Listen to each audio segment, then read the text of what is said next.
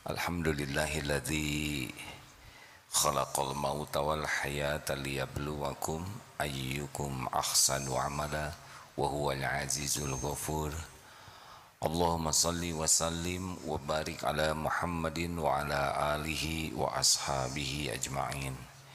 Ya Allah, Allahumma inna nas'aluka ridhoka wal jannah wa na'udzubika min sakhatika wan nar. Duhai Allah, jadikan pertemuan ini pertemuan yang benar-benar ikhlas, hanya mencari ridho-Mu. Jangan biarkan ada niat lain di hati kami selain mencari keridhoan-Mu.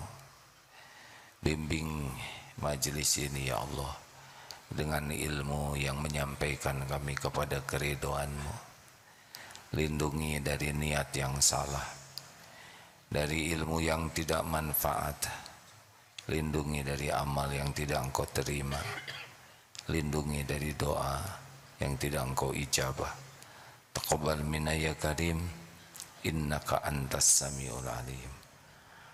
Kabulkan doa kami wahai Allah, amin ya rabbal alamin. Bismillah sadri wa yassir li wahlul 'uqdatam min lisani. Baik, kita kaji nomor 90 berapa? 95. Bismillahirrahmanirrahim. Kitab Al-Hikam nomor 95. Al-aqwanu zahiruha ghirratun wa batinuha ibratun. Fan-nafsu tanzuru ila zahiri ghirratiha wal qalbu yanzuru ila batini ibaratiha. Alam ini lahirnya berupa tipuan dan batinnya sebagai peringatan. Maka hawa nafsu melihat lahir tipuannya, sedang mata hati memperhatikan peringatan atau akibatnya. Allah berfirman, "Fala taghurrannakumul hayatud dunya." Maka janganlah kamu tertipu dengan kehidupan dunia. Wa mal hayatud dunya illa mata'ul ghurur. Dan tidaklah kehidupan dunia ini melainkan kesenangan yang menipu. Hadirin, kalau tidak hati-hati kita tertipu. Dunia adalah tempat tinggal kita sekarang. Dunia sepenuhnya ciptaan Allah, milik Allah. Dunia dibagikan sesuka Allah saja. Tidak harus pintar kalau Allah mau beri dunia, beri pangkat, jabatan, kedudukan. Tidak harus soleh kalau Allah mau beri dunia. Dunia pasti tidak dibawa, akan di sini saja. Setiap yang mati tidak akan membawa dunia ini. Dunia adalah tempat kita berbekal pulang. Dunia dibagi 4. Satu, orang yang diberi dunia oleh Allah, tapi diberi ilmunya, sehingga ketika menjemput dunianya niatnya benar, caranya benar. Dan ketika sudah didapatkan dunia yang Allah beri, dia tunaikan hak-haknya. Dia gunakan silaturahim, digunakan untuk maslahat. Ini yang paling beruntung. Diberi dunia, tapi diberi ilmu oleh Allah, sehingga dia tidak tertipu oleh dunia. Di tangannya ada dunia, tapi di hatinya tidak pernah lekat dunia ini. Dunia hanya di tangan, tapi di hatinya adalah pemilik dunianya, Allah Subhanahu wa ta'ala. Tidak bangga dengan dunia yang diberikan, karena dia tahu dunia ini hanyalah milik Allah dan cobaan dari Allah. Dia akan zuhud. Orang zuhud ini dia tidak pernah bersandar dengan apa yang ada di tangannya, tapi dia bersandar dengan apa yang ada dalam genggaman Allah. 1000, sejuta, semiliar, setriliun, sama saja. Yang menjamin dirinya adalah Allah, bukan uangnya. Adanya tidak jadi sombong, sedikitnya tidak jadi minder, tidak adanya tidak merasa terhina. Ketika diberi dunia dia bersyukur, ditahan dia bersabar, diambil oleh Allah dia ridho. Lihat Allah memberikan dunia kepada saudaranya, tidak ada iri, tidak ada dengki. Ikut bahagia dengan pemberian Allah kepada saudaranya, ikut prihatin dengan penderitaan saudaranya. Tidak akan pernah rewel dengan dunia ini, karena dunia di sisi Allah, seandainya dunia ini ada harga sesayap nyamuk saja, maka orang-orang yang ingkar kepada Allah, yang kafir kepada Allah, tidak akan diberi minum walau seteguk pun jua. Itu sabda Rasulullah. Saking dunia tidak ada harganya, kasih saja. Penjahat dikasih, garong, gangster, kasih dunia ini. Tidak hanya triliun-triliun, mungkin lebih dari itu, karena tidak ada apa-apanya. Tidak ada apa-apanya. Maka orang yang mengenal dunia ini milik Allah tidak pernah kagum kepada dunia ini, biasa saja. Tidak kagum kepada orang kaya, tidak ada kagum sama sekali, karena tahu semuanya adalah milik Allah. Orang semua sama, hanya hamba saja. Tidak kagum kepada yang populer, karena populer itu bukan tanda kesuksesan, cobaan saja, sesuka Allah. Siapa yang dibikin populer, siapa yang dibikin tidak populer, ada yang dipopulerkan kemudian tidak, ada yang tidak kemudian dipopulerkan, sesuka Allah saja. Tidak kagum dengan pangkat, mau jenderal, mau presiden, menteri, biasa saja. Karena semua hanya hamba Allah yang sedang diuji dengan casing,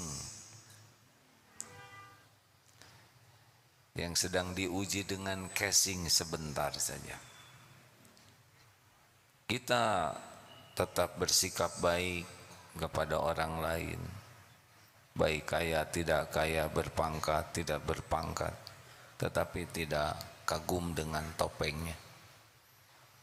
Itu nyaman sekali hidup, tidak ada meremehkan, tidak merendahkan, tapi tidak ada kekaguman, karena kita tahu. Seperti ada santri lalu dititipi pakaian ini, dititipi ya, sedang acara drama begitu di panggung, santri dititipi ini jadi Jenderal Sudirman, dititipi ini jadi menteri, ini dititipi, hanya acting sebentar, jadi tidak usah kagum. Dan kalau kita diberi ya biasa saja, karena itu adalah pemberian Allah sebagai cobaan. Ada di antara kita yang nanti dikuliahkan oleh Allah S1, S2, S3, bukan karena pintar, karena Allah mau saja. Dan itu pun cobaan, ujiannya lebih berat.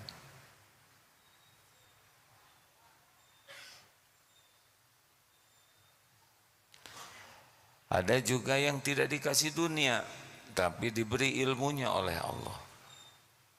Tahu bagaimana mencari rezeki, menjemput rezeki dengan cara yang halal, tahu ilmunya kalau sudah punya bayar zakat, sedekah, wakaf, silaturahim, tapi Allah tidak memberi. Karena bukan tidak rajin, ada yang rajin kerja, ada yang gigih, tapi diberi segitu saja. Bukan karena hina, karena Allah memang memberikan pahala dari niatnya, dari keinginannya.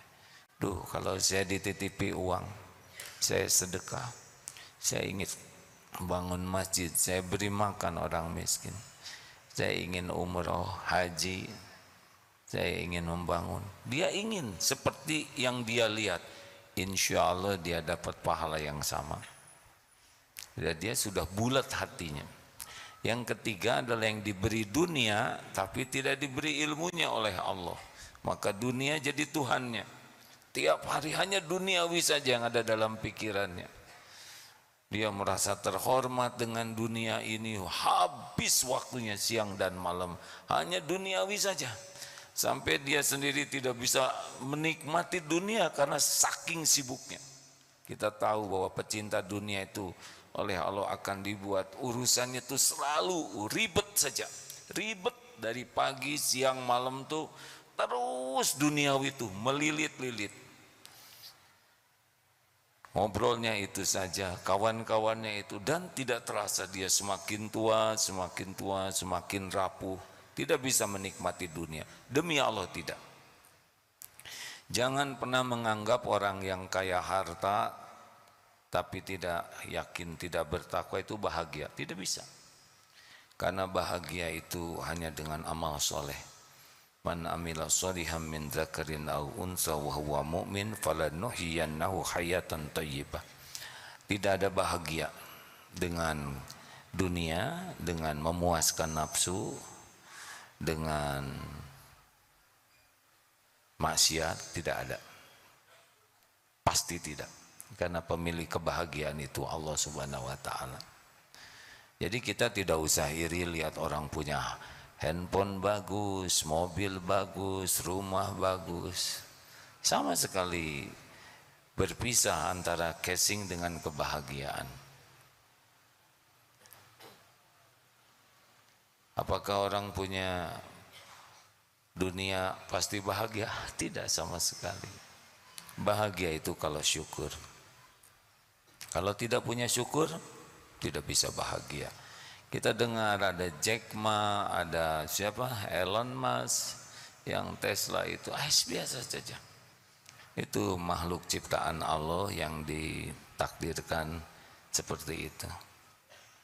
Tidak menikmati dunia ini. Karena bagi orang beriman rezeki kan cuma 3, yang dimakan jadi kotoran, dan itu pasti tidak banyak. Yang dipakai jadi usang, itu pun tidak banyak. Dan yang dinafkahkan di jalan Allah. Selebihnya ngaku-ngaku saja. Itu punya saya, tapi ya tidak bisa menikmati. Dan yang keempat adalah orang yang tidak punya dunia. Oh tadi dunianya dipakai maksiat. Yang ketiga tuh, pakai zina, pakai berbagai keburukan. Dia menjadi hina dengan dunianya. Dan yang paling apes tuh yang keempat, tidak dikasih dunianya, tidak dikasih ilmunya, tapi keinginannya dan tekad bulatnya adalah kalau punya dunia mau dipakai jalan maksiat. Nauzubillah. Dia orang yang paling celaka, tidak dapat dunianya tapi dapat dosanya. Jadi harus bagaimana di dunia ini? Ya, dunia ini akan diberikan oleh Allah bagi ahli takwa. Kalau kita ingin hidup kita selalu cukup, dunia ini ikut, sederhana. Wa may yattaqillah yaj'al lahu makhrajan wa yarzuqhu min haitsu la yahtasib. Wa may yatawakkal 'ala Allah fahuwa hasbuh. Ini sudah janji yang pasti. Tinggal hidup benar-benar jadi orang yang yakin ke Allah, patuhi apa yang Allah perintahkan dengan ikhlas, jauhi yang Allah larang, dan hakul yakin dengan janji jaminan Allah, pasrahkan hidup ini dijamin cukup. Hadirin, satu-satunya pemilik dunia berikut isinya, langit bumi hanya Allah. Pembagi rezeki itu hanya Allah. Pemilik rezeki itu hanya Allah, tidak ada yang lain. Orang dapat rezeki siapapun karena Allah yang memberi. Kalau Allah tidak beri, tidak dapat. Bergabung jin dan manusia mau memberi, Allah tahan, tidak dapat. Pasti. Semua mencegah, kalau Allah mau ngasih pasti ketemu. Semua nikmat, wa ma bikum min ni'matin faminallah. Kita tinggal minta ke Allah. Patuh saja lurus. Lakukan apapun lillahi ta'ala. Gak ada yang lain hidup ini kecuali ngabdi ke Allah. Kenapa? Seperti bicara. Saudara kalau mau bicara, luruskan niat. Saya bicara semata-mata agar engkau ridho ya Allah. Tidak perlu kita ingin dianggap pintar, hebat. Tidak perlu kita bicara supaya diakui kecerdasan kita, keluasan ilmu kita, kedalaman ruhiyah kita. Tidak ada perlunya. Keperluan kita adalah, ya Allah, saya niat bicara ini, semoga engkau yang maha mendengar ridho. Cukup. Bekerja untuk cari uang, bukan. Ya Allah, saya niat bekerja, semoga engkau ridho. Saya bekerja hanya mencari ridhomu. Kerja yang benar, jujur, disiplin, seprofesional mungkin. Gak ribet dengan gaji, tidak ribet dengan karir, tidak ribet dengan teman-teman, karir teman-temannya. Gak ada urusan. Urusan kita kerja, tiap tetesan keringat, tiap menitnya, detiknya, tenaganya jadi amal soleh. Itu yang menjamin kita. Niatnya lurus, caranya benar, itu yang akan mendatangkan jaminan dari Allah. Tidak akan kemana-mana. Demi Allah, apa yang untuk saya tidak akan meleset, apa yang bukan untuk saya tidak ketemu saya. Pasti. Jadi hidup ini tidak ribet. Apa cirinya? Bahagia. Kalau kita melakukan apapun, cuma satu niatnya, ya Allah, semoga engkau ridho dengan apa yang hamba lakukan ini. Allah pasti tahu niat kita, dan Allah akan memberikan beda rasanya.